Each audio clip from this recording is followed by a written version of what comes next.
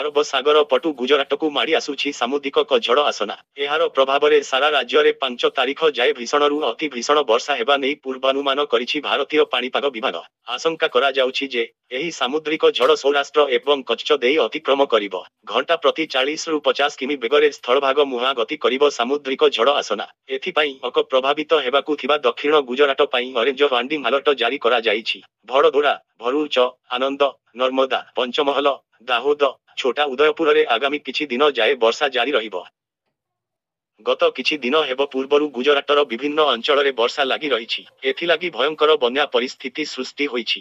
ଲଗାଣ ବର୍ଷା ଯୋଗୁଁ ଗୁଜରାଟରେ ଏବାଏ 36 ଜଣଙ୍କ ଜୀବନ ଯାଇଥିବା ବେଳେ 18,000ରୁ ଅଧିକ ଲୋକଙ୍କୁ ସୁରକ୍ଷିତ ସ୍ଥାନକୁ ସ୍ଥାନାନ୍ତର କରାଯାଇଛି। 1200ରୁ ଅଧିକ ବିପନ୍ନଙ୍କୁ ବନ୍ୟା ପ୍ରଭାବିତ ଅଞ୍ଚଳରୁ ଉଦ୍ଧାର କରାଯାଇଛି। ସେହିପରି ଦକ୍ଷିଣ ଓଡ଼ିଶା ଉପକୂଳ ଓ ସଂଲଗ୍ନ ଉତ୍ତର ଆନ୍ଧ୍ରପ୍ରଦେଶ, ଦକ୍ଷିଣ ଛତିଶଗଡ଼ ଉପରେ ସୃଷ୍ଟି ହୋଇଥିବା ଅବପାତ ପଶ୍ଚିମ ଉତ୍ତର ପଶ୍ଚିମ ଦିଗରେ ଗତି କରିଛି।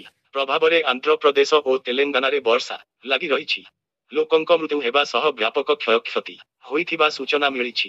ଓଡ଼ିଶାର ମାଲକାନଗିରି ଜିଲ୍ଲାରେ ମଧ୍ୟ ବର୍ଷାର ପ୍ରଭାବ ପଡ଼ିଛି। ଗତକାଲି ସକାଳଠାରୁ ଆଜି ପୂର୍ବାହ୍ନ ମଧ୍ୟରେ ମାଲକାନଗିରି ଜିଲ୍ଲାର ପଡ଼ିଆରେ ସର୍ବାଧିକ 140 ମିମି ବର୍ଷା ହୋଇଛି। ସୋମବାର ଯାଏଁ ମାଲକାନଗିରି ଓ କୋରାପୁଟ ଜିଲ୍ଲାର କେତେକ ସ୍ଥାନରେ ପ୍ରବଳ ବର୍ଷା ହେବାକୁ ଥିବାରୁ ୟେଲୋ ୱାର୍ଣ୍ଣିଂ ଜାରି କରାଯାଇଛି। ପରବର୍ତ୍ତୀ 3 ଦିନ ଓଡ଼ିଶାରେ ସେଭଳି ବର୍ଷା ନଥିବା ବେଳେ 5 ତାରିଖଠାରୁ ପୁଣି ବର୍ଷା ବଢ଼ିବ।